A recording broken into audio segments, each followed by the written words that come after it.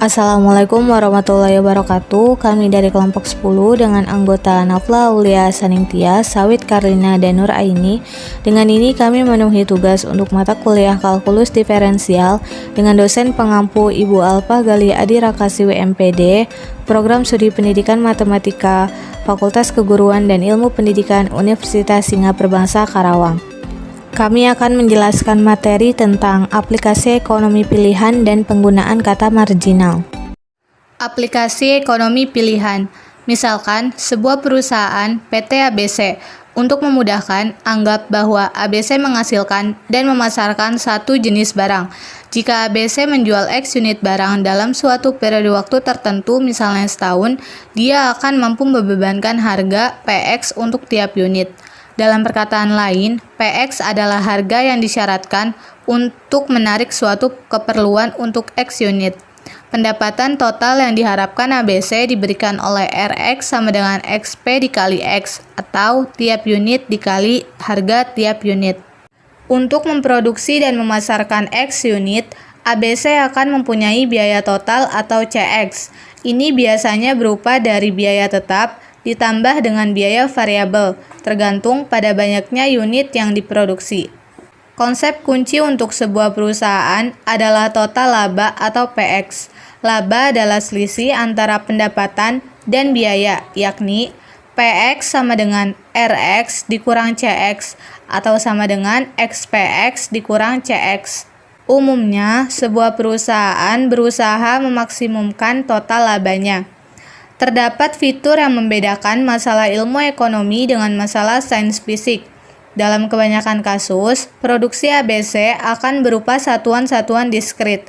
Jadi, fungsi RX, CX, dan PX pada umumnya didefinisikan hanya untuk X sama dengan 0, 1, 2, dan seterusnya. Dan sebagai akibatnya, grafiknya akan terdiri dari titik-titik diskrit seperti pada titik-titik di bawah ini. Nah, agar kita dapat menggunakan kalkulus, titik-titik ini kita hubungkan satu sama lain dengan sebuah kurva. Menjadi seperti ini. Nah, dengan demikian, R, C, dan P dapat dianggap sebagai fungsi yang dapat didiferensiasi. Hal ini menggambarkan salah satu aspek dari pemodelan matematika yang hampir selalu diperlukan, terutama dalam ilmu ekonomi. Untuk membuat model dari suatu masalah yang nyata, kita harus menyederhanakan beberapa asumsi. Ini berarti bahwa jawaban yang kita peroleh hanya menghampiri jawaban yang kita cari. Inilah salah satu alasan bahwa ekonomi merupakan ilmu yang sedikit kurang sempurna. Seorang statistikawan pernah mengatakan, tidak ada model yang akurat, tetapi banyak model yang bermanfaat. Dalam kasus sederhana, CX dapat berbentuk CX sama dengan 10.000 ditambah 50X. Jika demikian, 10.000 merupakan biaya tetap dan 50X merupakan biaya variabel. Atau contoh yang lebih tepatnya adalah C1X sama dengan 10.000 ditambah 45X ditambah 100 akar X. Dengan bentuk grafik seperti ini. Nah, fungsi biaya C1X menunjukkan bahwa biaya pembuatan unit tambahan tetap sama, tidak bergantung pada banyak unit yang telah dibuat. Di lain pihak, fungsi biaya C1X menunjukkan bahwa biaya pembuatan unit tambahan adalah bertambah besar, tetapi pada laju yang bertambah kecil. Oleh pakar ekonomi, hal ini disebut sebagai economies of scale. Pemilihan fungsi-fungsi biaya dan harga yang sesuai merupakan tugas yang tidak sepele. Kadangkala dapat disimpulkan dari asumsi-asumsi dasar. Dalam kasus lain, kajian cermat tentang pengalaman perusahaan akan menyatakan pilihan-pilihan yang layak. Kadang-kadang kita harus melakukannya hanya dengan tebakan cerdas saja. Penggunaan kata marginal. Misalkan, perusahaan DF mengetahui fungsi biayanya CX dan berencana memproduksi 2.000 unit tahun ini. Lalu, kita ingin menetapkan biaya tambahan tiap unit jika DEF sedikit memperbesar produksinya. Nah, ini di sini ada gambar grafik yang sedikit kurang menggambarkan pernyataan di sampingnya. Nah, untuk penggunaan kata marginal itu ada beberapa istilah. Yang pertama adalah biaya marginal atau marginal cost yang disingkat menjadi MC atau MC. Apa sih biaya marginal itu? Nah, jadi biaya marginal itu adalah perubahan biaya total yang akan timbul apabila tambahan satu unit barang harus diproduksi. Atau bisa juga ketika kita ingin menetapkan biaya tambahan tiap unit.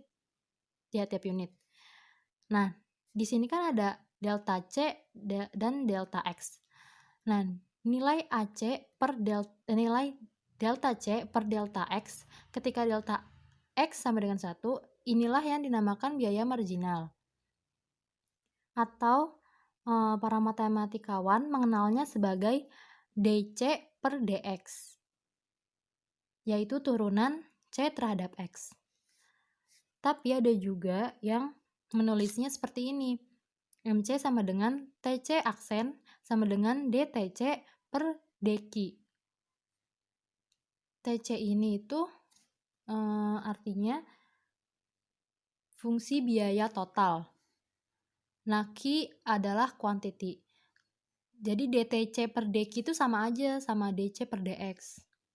Nah, selanjutnya ini ada harga marginal yaitu DP per DX, pendapatan marginal DR per DX, laba marginal DP per DX. Nah, kita langsung ke contoh soal ya. Dalam memproduksi dan menjual X unit komoditi tertentu, fungsi harga P dan fungsi biaya C dalam ribuan rupiah diberikan oleh PX sama dengan 5,00 dikurangi 0,002X, CX sama dengan 3,00 ditambah 1,10X, ditanya, pendapatan marginal, biaya marginal, dan laba marginal. Jawab, RX itu seperti yang sudah dijelaskan adalah pendapatan total. Ya, sama dengan XP dikali X. Sama dengan 5,00X. Ini kan 5,00 dikali X jadi 5,00X dikurangi 0,002X kuadrat.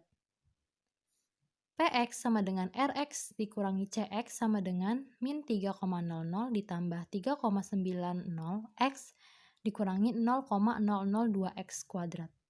Jadi kita mempunyai turunan-turunan berikut. Pendapatan marginal. DR per DX sama dengan 5. 5 ini kan R ya. Jadi 5 ini dapatnya dari turunan dari 5,00X. Nah, turunannya 5 dikurangi 0,004X itu dapatnya dari turunan dari 0,002X kuadrat. Nah, ini adalah ekspresi matematis dari pendapatan marginal. Selanjutnya adalah biaya marginal, yaitu DC per DX sama dengan 1,1. Ini dari kan biaya marginal itu kan ini nih, CX. 3,00 itu kan turunannya karena 3,00 itu konstanta, jadi turunannya itu kan 0. Nah, turunan dari 1,10X itu 1,1. Selanjutnya laba marginal. DP per DX sama dengan DR per DX dikurangi DC per DX sama dengan 3,9 dikurangi 0,004X. Soal, diketahui fungsi biaya total TC sama dengan RP dalam kurung 0,5Q pangkat 3 dikurang 24Q pangkat 2 plus 410Q plus 1500. Tentukan yang pertama, tentukan biaya total yang timbul apabila diproduksi 100 unit barang, dan B, tentukan biaya marginal jika diproduksi 100 unit barang. Jawab. TC sama dengan TC dalam kurung Q, jadi TC sama dengan TC dalam kurung Q itu sama aja. Jadi ini kan diketahuinya dalam soal. Untuk yang A, di mana Q-nya itu kita langsung ganti, substitusikan kepada si ini 100 unit barang, berarti Q-nya berubah menjadi 100. Atau kita substitusikan nilai 100 ini ke Q, di mana 0,5 dalam kurung 100 pangkat 3 min 24 dalam kurung 100 pangkat 2 plus 410 dikali 100 plus 1.500, di mana hasilnya adalah 302.500. Jadi untuk memproduksi 100 unit barang, biaya yang timbul adalah Rp 302.500. Untuk yang nomor 2, tentukan biaya marginal jika diproduksi 100 unit barang. Biaya marginal atau MC adalah turunan dari TC. Sehingga kita turunkan TC ini yang ada di soal, diketahui di soal, di mana 0,5 Q pangkat 3 diturunkan menjadi 1,5 Q pangkat 2 min 24 Q pangkat 2 diturunkan menjadi min 48 Q plus 410 Q diturunkan menjadi 410 dan 1.500 diturunkan menjadi 0. Dan Q-nya ini seperti yang bagian A, di mana Q itu disubstitusikan dalam soal, itu 100 unit barang, sehingga Q berubah atau disubstitusi dengan nilai 100. Sehingga hasilnya adalah 10.610. Jadi biaya marginal ketika diproduksi 100 unit barang adalah Rp 10.610 per unit. Mungkin cukup sekian video yang dapat kami sampaikan. Mohon maaf atas segala kekurangan dan kelebihannya. Wassalamualaikum warahmatullahi wabarakatuh.